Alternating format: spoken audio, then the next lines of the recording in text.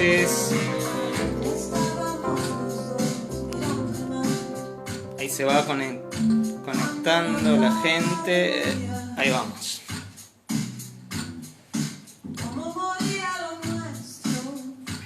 Ahí se conectó Juli, Alfonso. Le mandamos un beso a Juli, que dentro de poquito la vamos a tener porque quisimos tener un vivo con Juli. Tuvimos algunos problemas técnicos y queremos revancha, así que en breve, ahí saluda, la vamos a tener. Juli es actriz, gestora cultural y amiga de la casa, de Tole Tole.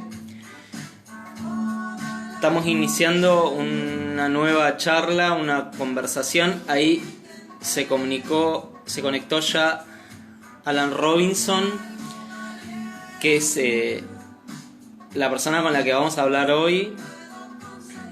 Alan es director, docente, escribe, es autor de varios libros. Su último libro es El Cuerdismo.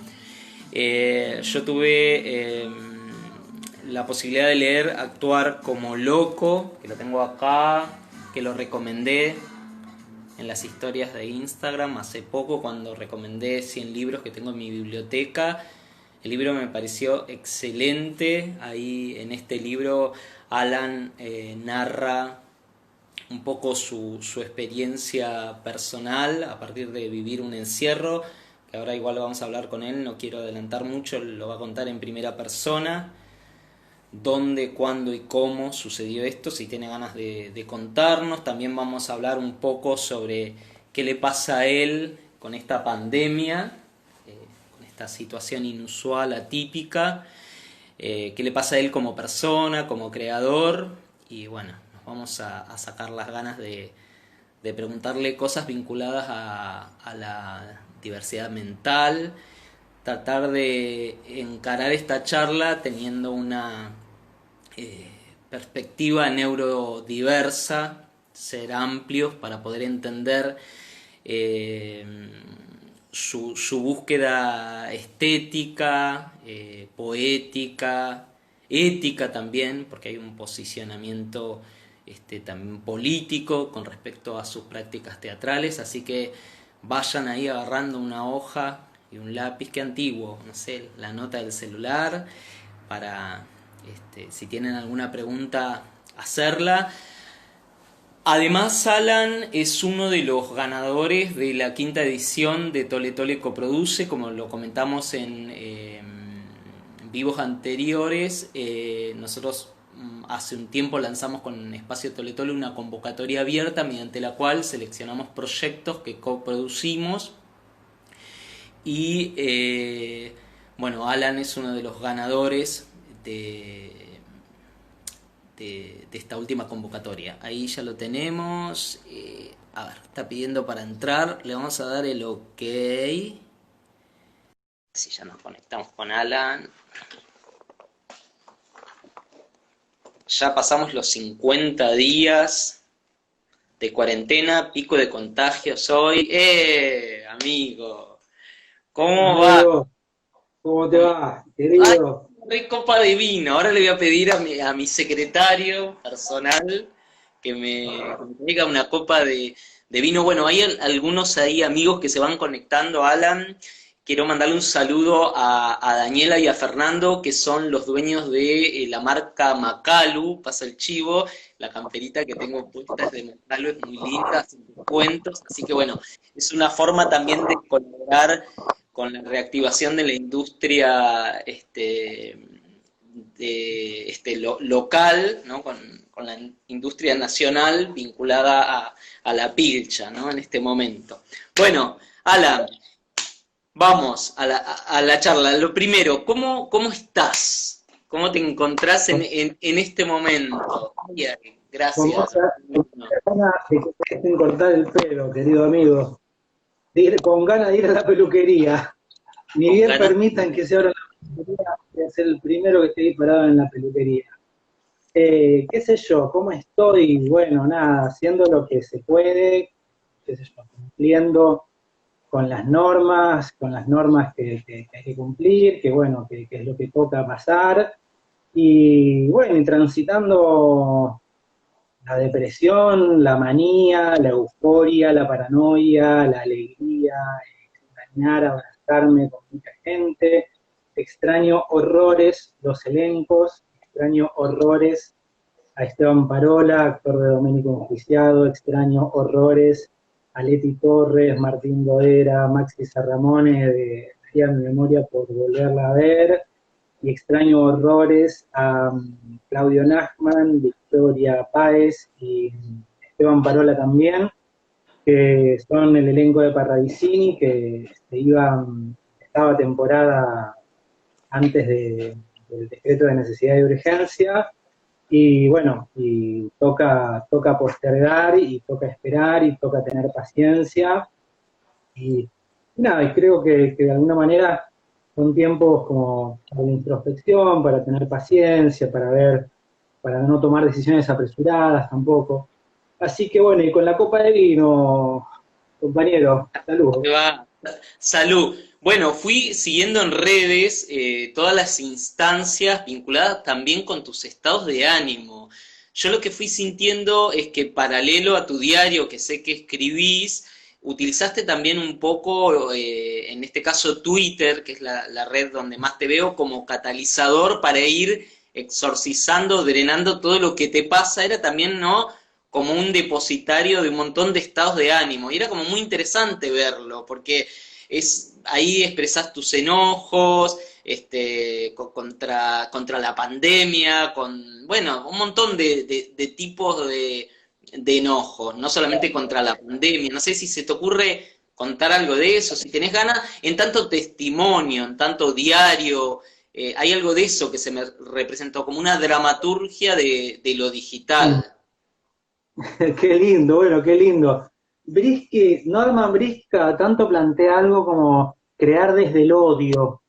Yo no soy de crear desde el odio, pero entiendo que Brisky, cuando habla Norman Brisky, eh, eh, él plantea algo de como que, bueno, también se puede crear de estados que no son agradables y que no queremos tener en nuestras vidas, como el odio, como el enojo, como la bronca.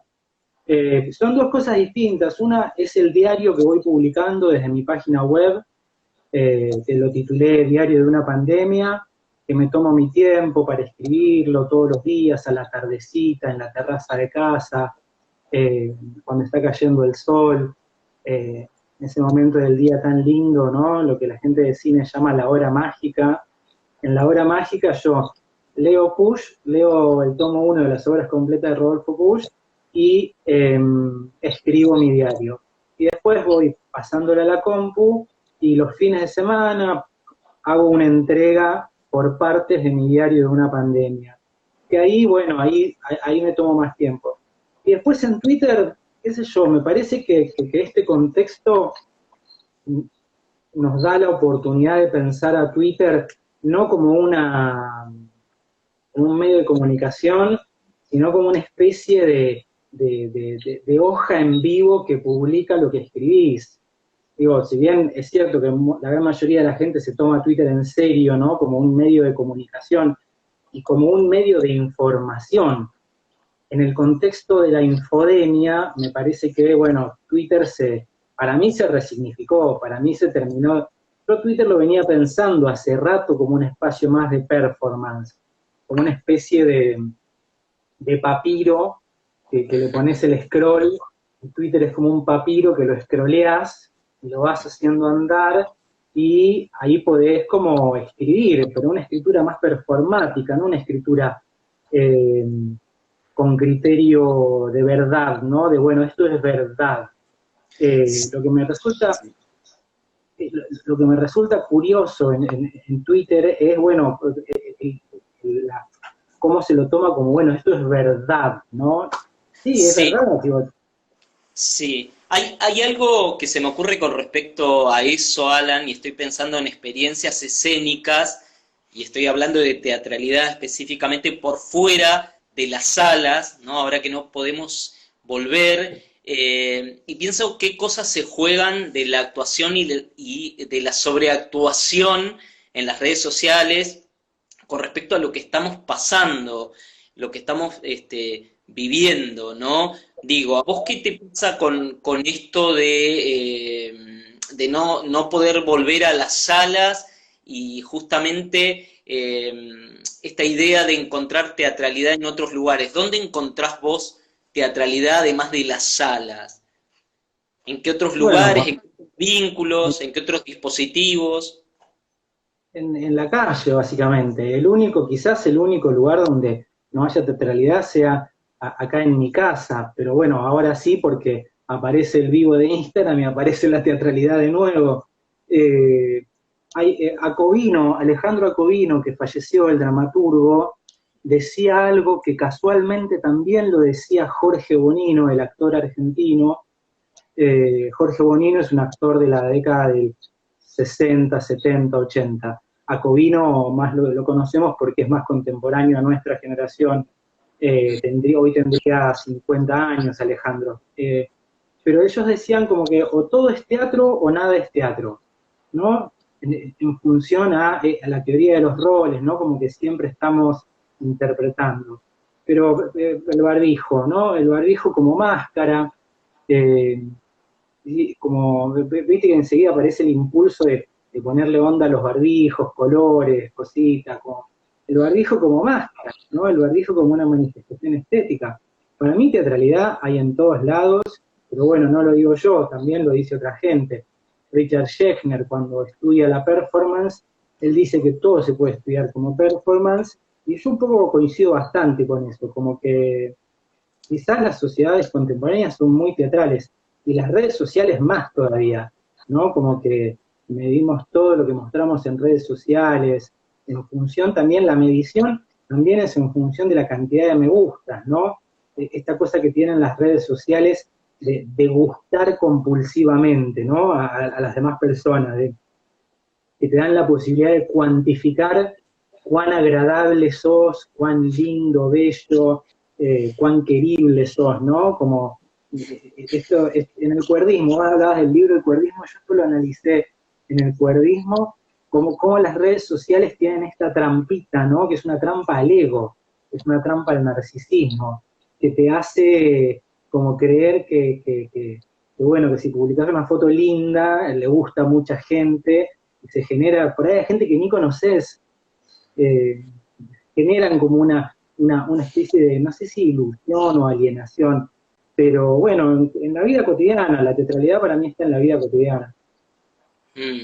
Sí, estaba pensando también que la inmediatez de las redes sociales, ¿no?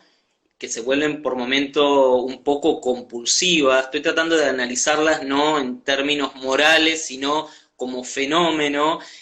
También te llevan a el impulso de la respuesta inmediata, como si todo necesitase una respuesta ya, sin poder darse el tiempo para deglutir la información que uno recibe, procesarla, fijar una posición y volcarla, ¿no? Como en ese espacio. Hay como también, hay algo del imperativo de producir conocimiento o de producir pensamiento con una celeridad que quizás se pone un poco peligrosa. También eso pensaba con respecto a las observaciones que vos hacías, ¿no? Digo, bueno, como, ¿por qué todo el tiempo tenemos que estar dando una opinión sobre algo con tanta inmediatez? Sí, sí, qué sé yo, no sé, para mí, bueno, Castaneda, Carlos Castaneda, en sus libros él plantea lo de la importancia personal. Eh, y bueno, eso también es cultural, importancia a nosotras mismas, me parece. Nos creemos imprescindibles, que el mundo lo merecemos, eh, y no sé, qué sé yo, yo no, esta, para mí lo lindo de esto, de esto son como cosas nuevas, ¿no? Como el límite, este paradigma, ¿no? Esta cosa vieja de la oportunidad trae una crisis, ¿no? Perdón, la crisis trae una oportunidad. hay algo de verdad también en eso, ¿no? En que toda crisis trae una oportunidad de algo. Yo soy bastante desconfiado de todo en general, yo soy medio porfiado, ¿viste? Medio loco malo, desconfío bastante de todo, de todo lo que escucho, y cada vez más, como me voy siendo más viejo, cada vez desconfío más. Pero también hay algo de verdad en eso, que en toda crisis hay una oportunidad de, qué sé yo, a mí en esta pandemia me están pasando un montón de cosas. El otro día en FM La Tribu hice algo nuevo, algo que nunca había hecho, una clase literaria por radio de 20 minutos en una columna en un programa de radio.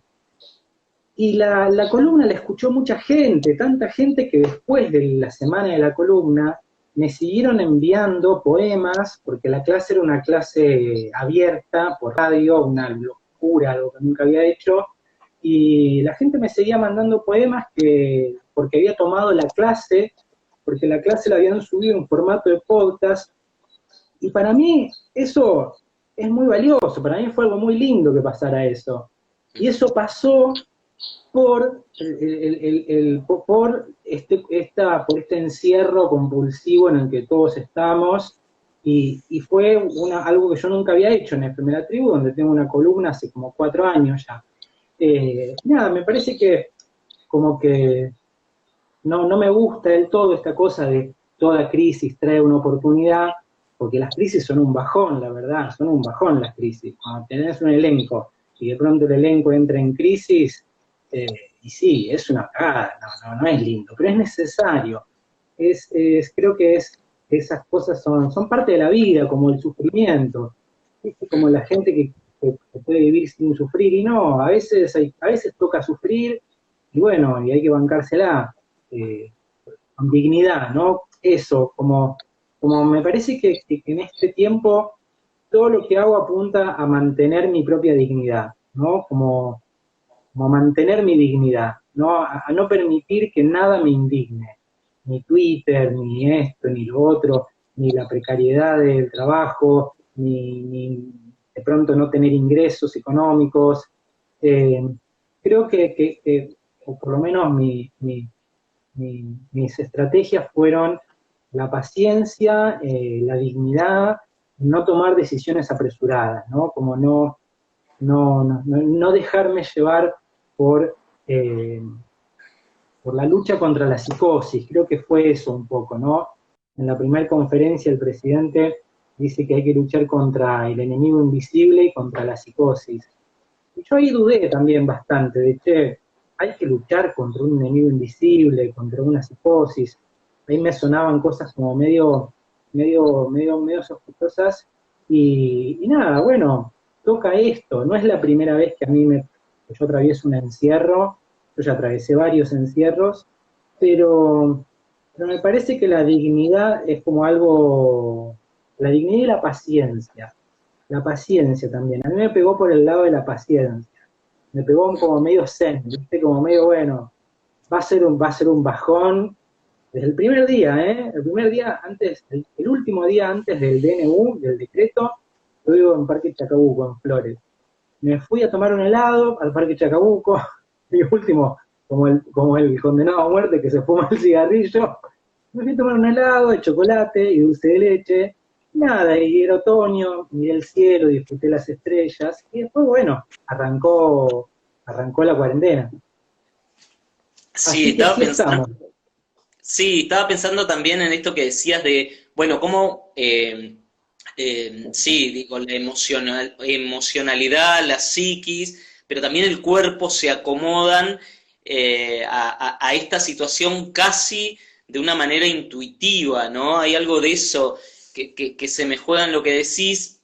El otro día hablando con mi tía, me dijo algo que a mí me hizo pensar un montón, me dice, ay, pero porque yo también le transmití algo parecido, viste que estaba bastante tranquilo, emocionalmente regular, y él me decía, mi tía me decía, pero claro, Martín dice, si nosotros nos criamos en Santa Cruz, que habían 14 grados bajo cero, a veces nieve 1,5 metros, escarcha, viento, y mayoritariamente entre mayo, que empezaba el frío fuerte, y septiembre, que volvíamos a salir, permanecíamos encerrados, o sea, como en una cuarentena obligatoria por las inclemencias del tiempo.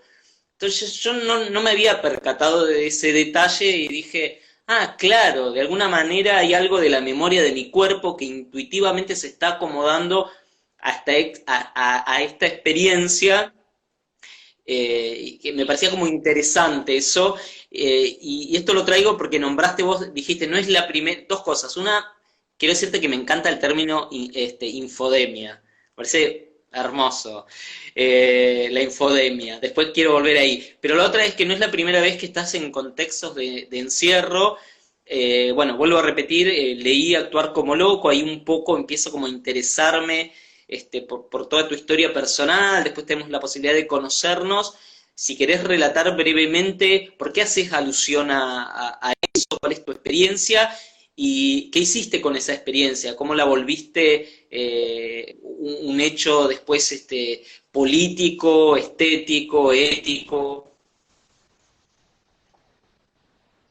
Se escucha porque se me entrecortó lo último que dijiste, Marto. ¿Vos me Sí, escuchás bien? Bien. sí, ¿y me escuchás?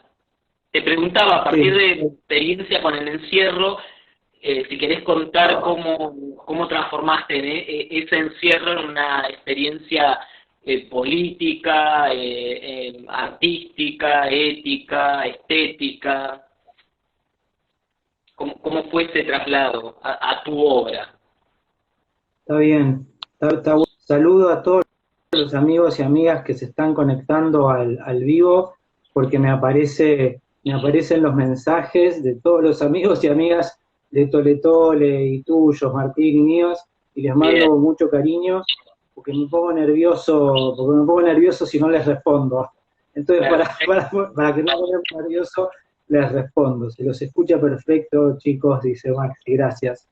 Bien. Actuar No, como no, loco, perdón, Alan, 2 segunditos porque me acaban de descansar también un papelito, así saludamos a la gente y después seguimos. Acá hay una persona, Brachus, que dice que un capítulo de Black Mirror habla sobre la trampa, el ego y la seducción mágica casi soñada a través de la red, del gran espejismo. Bueno, eso por un lado. Después quería saluda a Fer de Macalu, que lo saludamos al principio, y Maxi Serramone, que hablamos de él también, dice, interesante esto de la respuesta inmediata. Bueno, después le mandamos saludos a Estela, que nos saluda y que dice, muy interesante la charla. Ahora sí, disculpa, pero quería yo también saludar a la gente que se va conectando. sí, volviendo a lo que planteabas vos de Actuar como loco, del libro, lo que generó, yo creo, mucho impacto de Actuar como loco fue mi historia personal que aparece en el libro. Pero en realidad, eh, mi historia personal en el libro es una cuestión anecdótica que argumenta una hipótesis teatral que yo planteo. Yo tengo 42 años, hago teatro más profesionalmente desde los 22, hace 20 años, pero empecé a actuar a los 8 años. Yo estuve 2 veces no más de 2 veces, pero fueron 3, 4 veces encerrado en loqueros, y, pero independientemente de eso, de lo personal, de lo que me tocó vivir, me tocó estar en contextos de encierro, en 4 loqueros distintos, en etapas distintas de mi vida.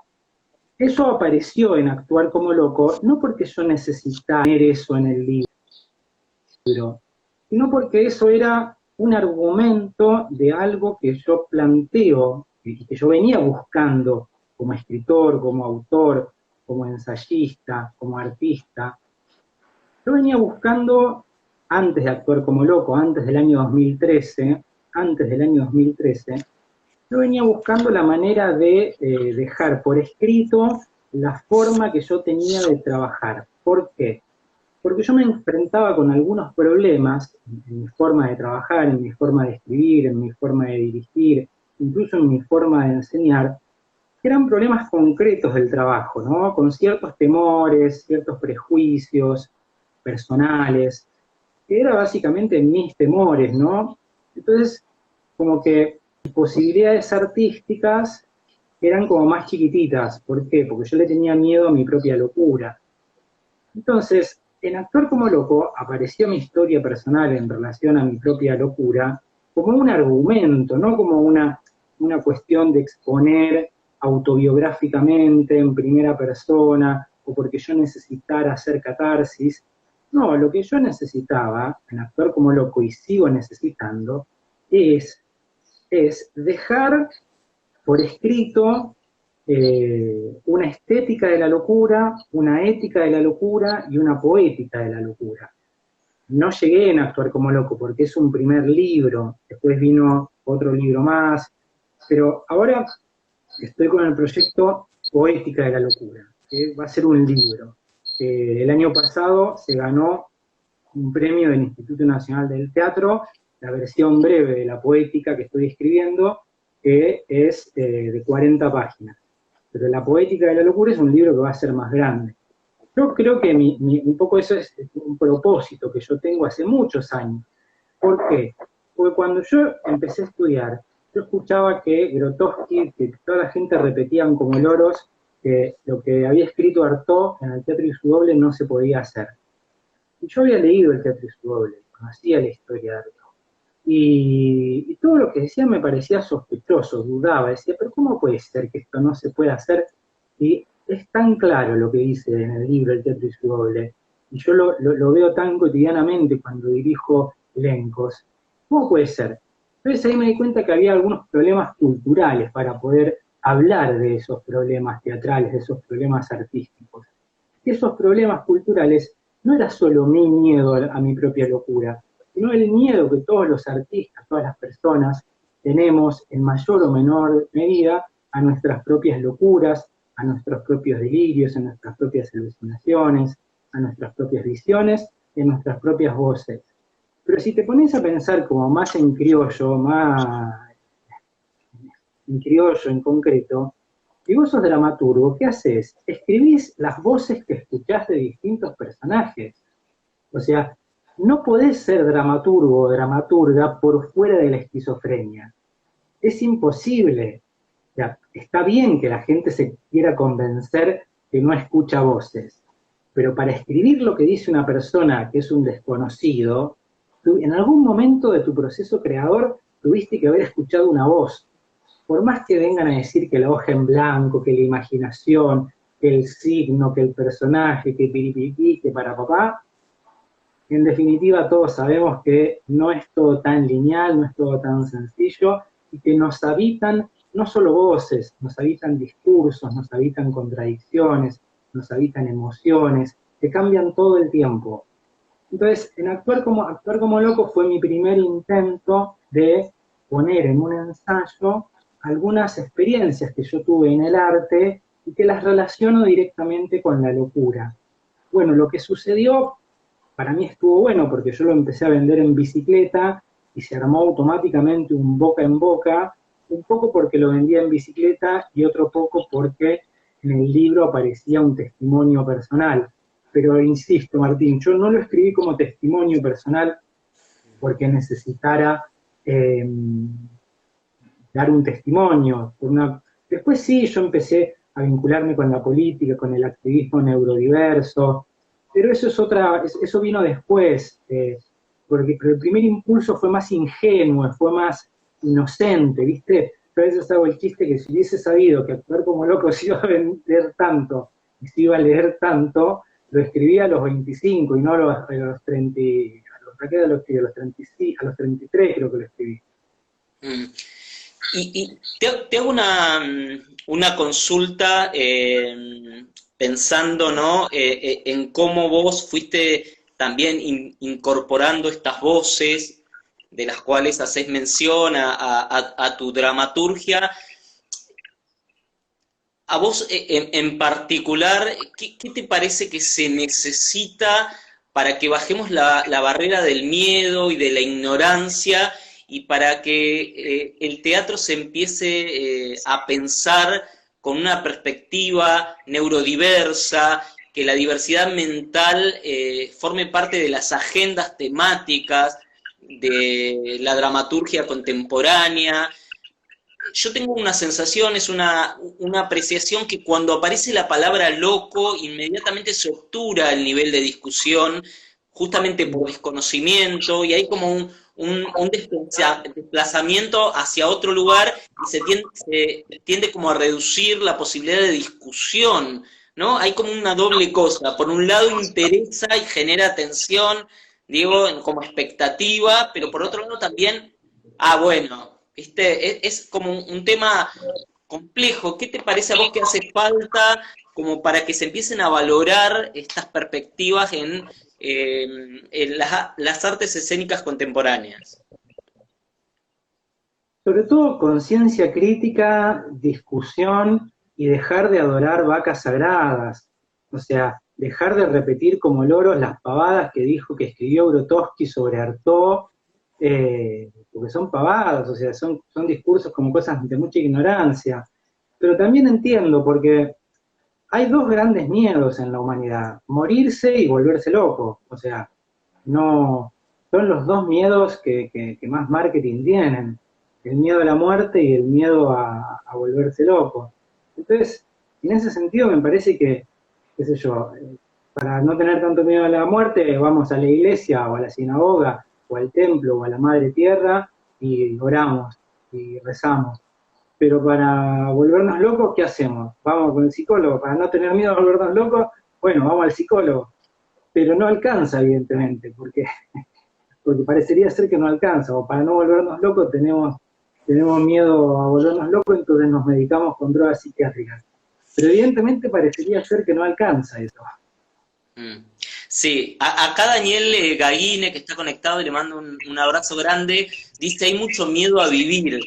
Yo creo que hay algo dicho, ¿no? Miedo a vivir también implica aceptar la diferencia, porque en términos prácticos, cuando estamos en grupos de trabajo, ¿qué hacemos cuando el elemento diferenciador o que entendemos que marca una singularidad que no es a la que estamos acostumbrados, se incorpora a un grupo de trabajo? Digo, viene mañana una compañera, un compañero que se percibe loco, o, digo, delata su diagnóstico y dice, soy esquizofrénico. No tenemos herramientas para poder incorporarlo al grupo sin generar ningún contacto que sea lesivo. Algo se te va a escapar la tortuga. Digo, si no está formado, ¿no falta un poco de formación, de capacitación, de abrir el juego, de disputar sentidos en ese término? ¿Qué te parece a vos? Sí, sobre todo lo que estás planteando vos en el ámbito de la cultura. O sea, en el ámbito de la cultura falta muchísimo de capacitarse, discutir, de disputar sentido. Pero lo que pasa es que es un poco el mito de David y Goliat, porque por un lado tenés a Goliat, que es el establishment, el status quo. El otro día leía una, una entrevista que le hicieron a Javier Dolte en la revista Lorenzo de Argentores, y Javier no sé qué cosa decía, seguramente desde la inocencia y desde la ingenuidad, sobre la depresión, ¿no? Decía como que la depresión era lo peor que te puede pasar en la vida, y eso tampoco está bueno, porque claro, hay discursos que refuerzan prejuicios, que refuerzan estigmas, que refuerzan miedos, y discursos que hacen todo lo contrario. Y yo te digo, mirá, o sea, escuchar voces, tener visiones, no pasa nada, Martín. Podés seguir escribiendo, podés seguir dirigiendo, y vas a dirigir y escribir mucho más tranqui y mucho más relajado. ¿Por qué? Porque si vos sos director y tenés una visión, es como una imagen, como una película que está en movimiento. Entonces, por lo menos ya tenés la creación. Después tenés que tener la habilidad de poder llevar eso a lo material. Pero la parte más metafísica, que es, por lo menos tenés que tener una idea, una visión de lo que querés ver en escena, lo tenés natural. Pero lo que pasa es que, por eso te digo el mito de David y Goliat. Del otro lado, el mito de David y Goliat, Goliat era como el soldado gigantesco, más forzudo, y David era el pibe del campo, ¿no? y con una boleadora, con inteligencia y precisión, sácate, le tiró David la boleadora a Goliat justo acá, y sácate, lo mató. Entonces, me parece que hablar del tema siempre va a sumar, va a ayudar a tener menos miedo, pero también reconociendo que es un problema. Yo dirigía una obra de teatro, yo dirigía Hijos del Monte. Y una vuelta, una actriz tuvo una crisis, la medicaron mucho y su rendimiento como actriz en escena cambió y no supimos qué hacer. Y eso como que fue deteriorando la temporada y finalmente terminamos bajando la obra de cartel. No digo que sea solo por esa causa, ¿no? Tampoco quiero ser tan reduccionista. Vos me vas a entender, Martín, pero me parece que uno no puede desconocer que, por ejemplo, no podemos pensar a los hospitales psiquiátricos como cárceles, no los podemos pensar como campos de concentración. Tenemos naturalizado que no tiene nada que ver el hospital psiquiátrico con el apartheid en Sudáfrica o el apartheid en Estados Unidos. Entonces, no podemos pensar al hospital psiquiátrico como un campo de concentración nazi. Entonces, estamos tan alejados de un horizonte donde uno puede decir, bueno, sí, diversidad sexual, bueno, está bien, buenísimo, ya más o menos sabemos de qué hablamos de diversidad sexual. Un varón quiere tener sexo con otro varón, bueno, no pasa nada, ya se acepta, ya está todo bien. Una mujer quiere tener sexo con una mujer, todavía sí hay. Cada tanto aparece la noticia de dos lesbianas fueron a una pizzería, no la dejaron entrar, y se armó hace poco, tuvo la noticia de las dos mujeres que se dieron un beso y terminaron en la comisaría, un lío bárbaro, pobre, les dieron un juicio. Entonces, es como que en lo social estamos tan lejos de una sociedad diversa, de verdad, que falta mucho. Ahora bien, en las artes, de alguna manera, las artes, sobre todo las escénicas, donde el cuerpo, la emoción y el pensamiento y el espíritu están tan presentes y son tan necesarios, los actores, las actrices, no se puede hacer artes escénicas sin actores, sin actrices, sin bailarines, sin bailarinas. Eso funciona como una especie de espacio separatista, ¿no? Juan Gené, yo fui aprendiz de Juan Gené. Juan Gené decía en los últimos años de mi vida, decía, mi patria es el escenario, ¿no? Y me parece que en eso que decía Juan Gené hay mucha sabiduría y esa idea de que el escenario es mi patria, es mi patria, implica un montón de cosas, ¿no? ¿Cuál es mi pueblo? Mi pueblo son los artistas escénicos. Y bueno, y de ahí empezás como a poder pensar, bueno, lo que decía Artaud también, ¿no? En la última oportunidad de ser humanos que tenemos es en el escenario. Y porque en definitiva eso es como más sencillo, porque es quizás en el único espacio donde se aceptan las contradicciones son necesarias, y donde los conflictos, en un escenario si no tenés conflicto te aburrís dirigiendo, te aburrís viendo, te aburrís actuando, tiene que haber pimienta, tiene que haber conflicto, tiene que haber sal, tiene que estar ese rum rum, ese cosquilleo, esa incomodidad. ¿Qué está pasando acá? ¿No? Que si está todo ordenadito, normal, prolijito, ¿qué es eso? Sí. No sé.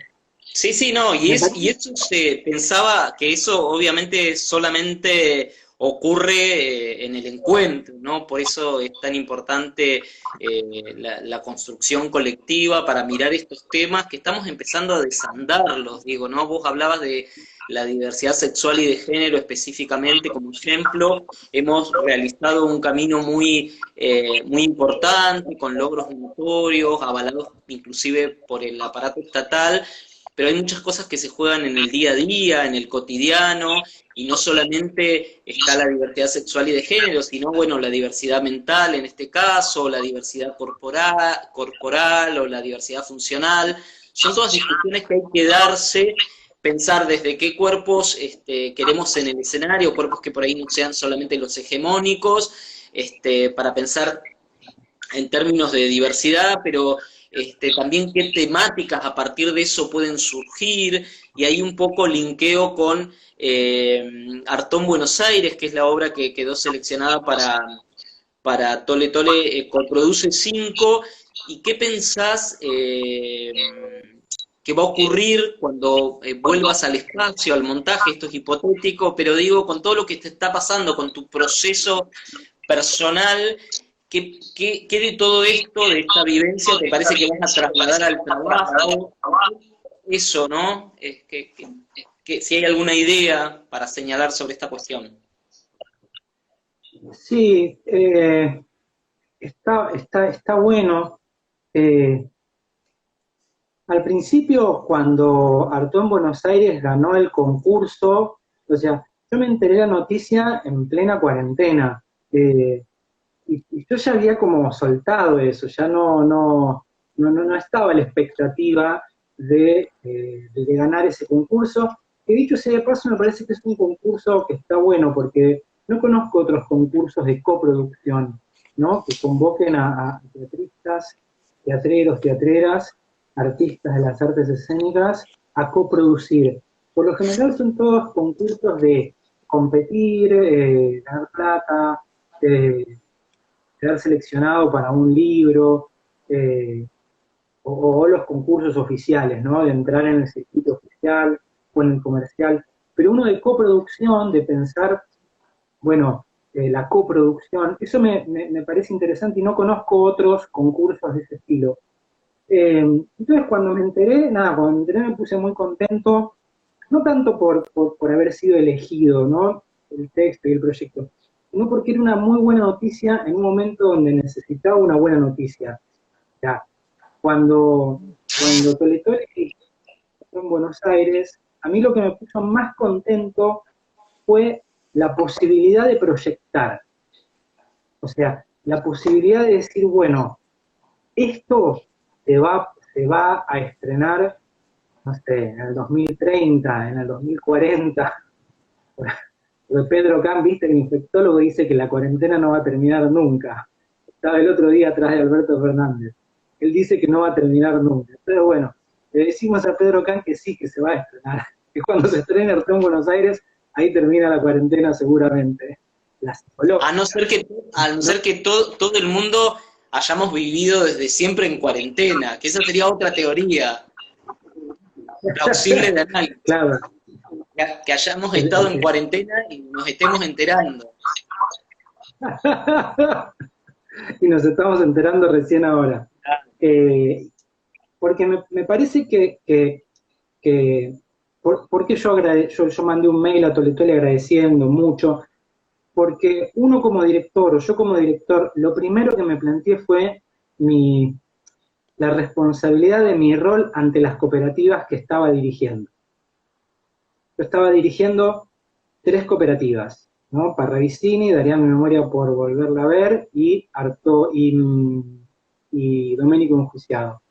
Entonces, desde una perspectiva ética, quienes dirigimos tenemos una responsabilidad en la toma de decisiones frente a una situación de urgencia, de crisis y de emergencia social, cultural, política y económica para una cooperativa teatral. Entonces, lo primero que yo intenté garantizarle a todos los elencos era, bueno, vamos a seguir proyectando, ¿no? Está todo bien. Victoria Páez, la actriz, me preguntó en un momento, menos días, pero si esto sigue, todavía recién era una cuarentena de 15 días, esto sigue, ¿vos tenés idea? Tranquila, hay un plan. Mentira, no tenía ningún plan. El único plan era, yo voy a seguir proyectando el laburo de los elencos, sea como sea, contra viento y marea. Pero cuando llegó la noticia de Artón Buenos Aires en coproducción con Tole Tole, yo me puse contento porque era algo nuevo, no era algo que yo ya venía haciendo. Entonces me generó mucha alegría personal, mucha gratificación, sobre todo la posibilidad de proyectar. Todavía no leí las bases, no sé a qué me comprometí, pero no importa, porque es tan grande, no sé qué gané, no tengo idea de lo que gané, no tengo idea de nada, pero estoy muy contento porque la posibilidad de proyectar, sobre todo para quienes dirigimos, ya está, ya le gané, si yo como ciudadano estaba luchando contra el coronavirus, ya le gané al coronavirus. Soy como Madonna, tengo anticuerpos. ¿Por qué? Porque tengo la posibilidad de proyectar. Entonces, eso fue lo primero que me puso contento. Después me puso contento por el material, porque hace poco, el año pasado, estuvo haciendo temporada Artaud de Sergio Boris. Yo la fui a ver, estaba buena, eh, estaba buena, eh, pero bueno, era muy una dramaturgia de Sergio, como una mirada como bastante lejana de Artaud, pero bien, bien. Lo que tiene Artaud en Buenos Aires, esta obra, es que hay mucho material de investigación plasmado en el texto. ¿Por qué? Charles, la obra la versionó Julieta Kilgelman. Julieta Kilgelman vive en Londres, es una amiga, compañera, colega, actriz, performer. La obra, Julieta me regaló hace como 4 años un libro que es este, mirá, te voy a mostrar. A ver. Artaud at Rodez.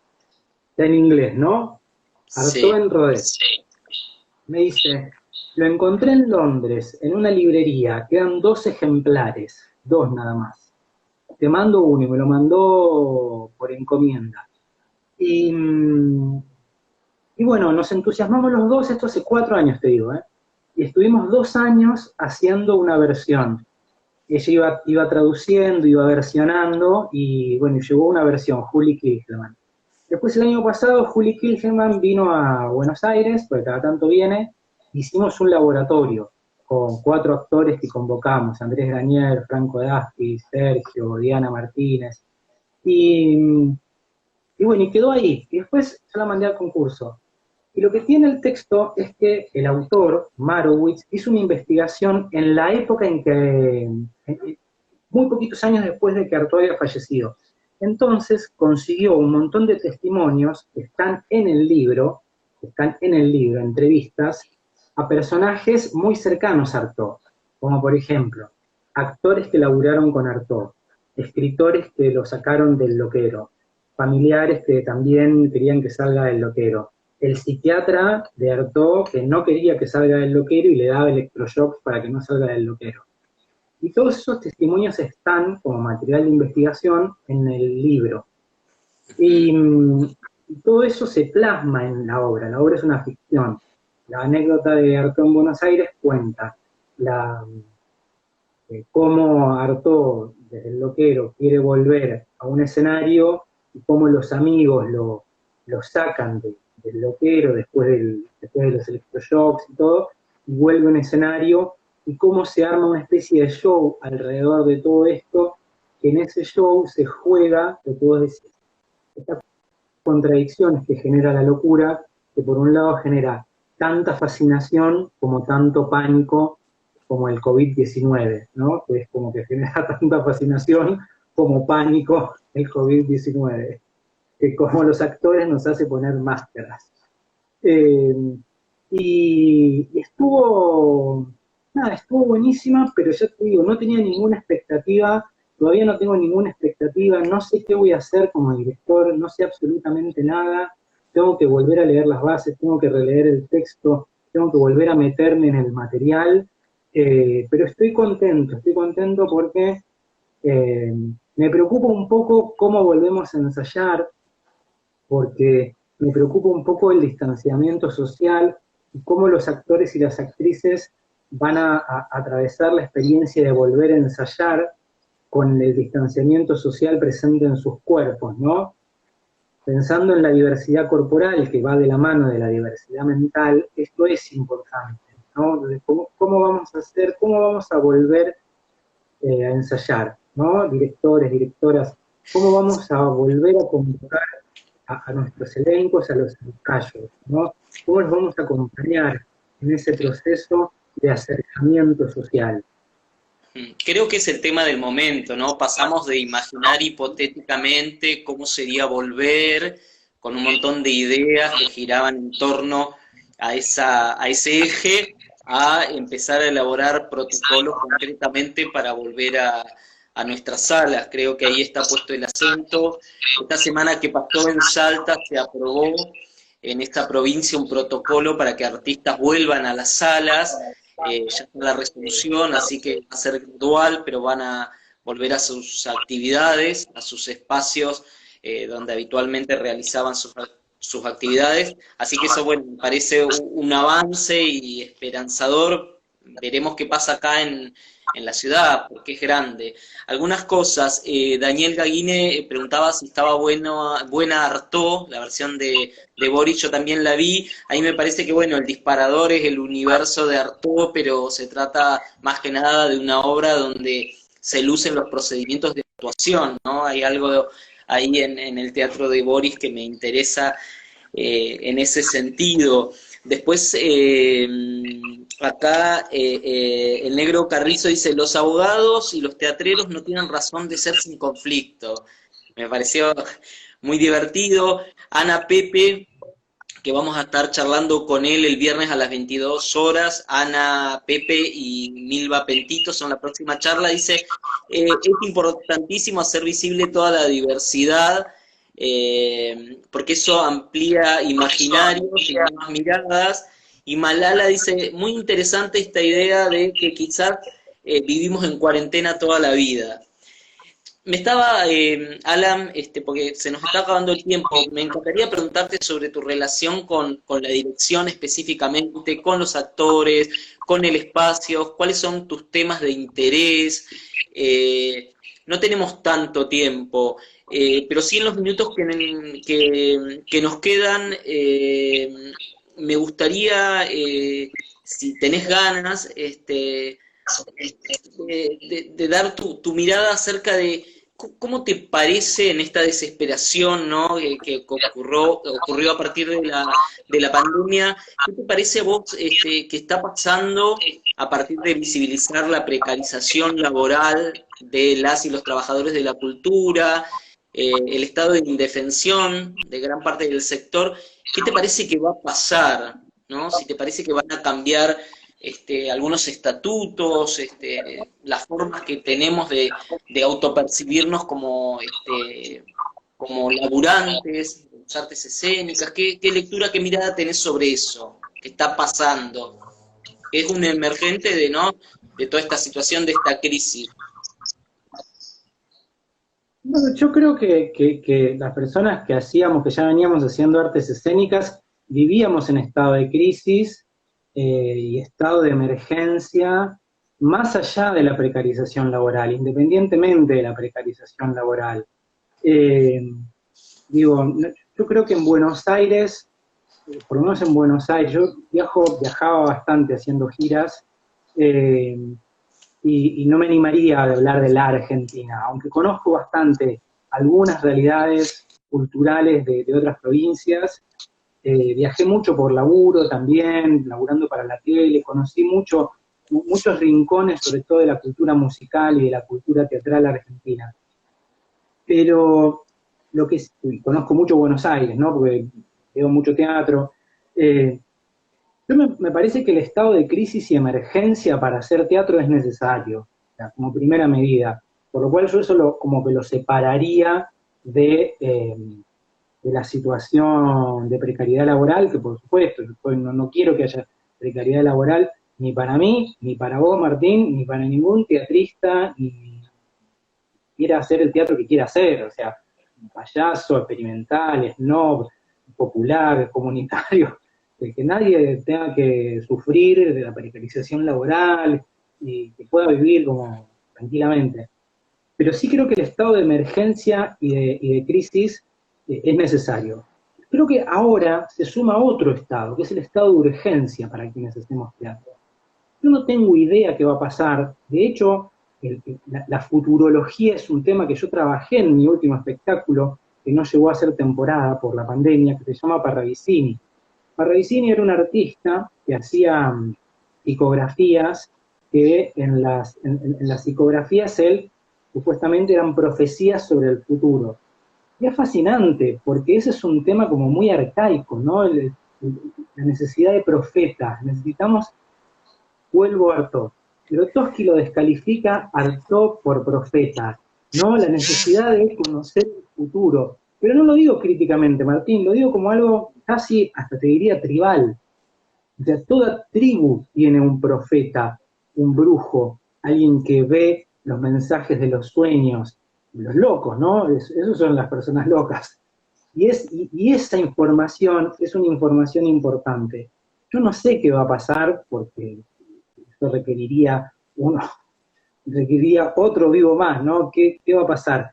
Yo lo que no quiero que pase es que suframos el acercamiento social en nuestros equipos de trabajo, ¿no? Que podamos hacer, así como nos distanciamos, que nos podamos acercar desde lo mejor que pudimos encontrar en este encierro, en nosotras mismas. O sea, que si esto tiene algún sentido, como se nos pide desde el poder, bueno, que para quienes hacemos artes escénicas, esto, cuando volvamos a trabajar, nos podamos conectar con lo mejor que nos despertó el encierro, no con lo peor, porque el encierro nos ha despertado cosas muy feas. Bien. Yo no sé qué va a pasar. Ojalá esto, yo tardé muchos años de mi vida en poder darle sentido a los anteriores encierros que viví. Por lo cual, sí me animo a decir, no va a ser fácil. Yo tardé muchos años de mi vida en pensarme como una persona despsiquiatrizada, desestigmatizada, desmedicalizada y desestigmatizada. Lo digo por las dudas de nuevo.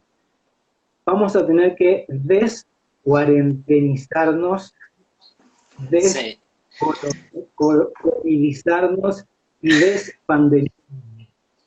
Eso va a ser muy difícil. Eso no va a ser fácil. Ahí está un poco la tarea, ¿no? Como tomar todo lo que nos va pasando en este momento y quizás todo este bagaje de información por el cual fuimos atravesados por la infodemia, ¿no? Poder hacer de esto lo mejor que podamos. Así que, bueno, veremos qué sucede, ¿no? Tendremos que vivirlo, hacer la experiencia. Bueno, Alan, se nos acabó el tiempo, te agradezco muchísimo, seguramente tendremos una nueva charla, espero que sea personal y que nos volvamos a abrazar y a seguir compartiendo espacios de crecimiento, de reflexión crítica y de diversión, ¿no? Es importante eso, la celebración en definitiva. Y un chiste interno, le mando saludos a Jonathan.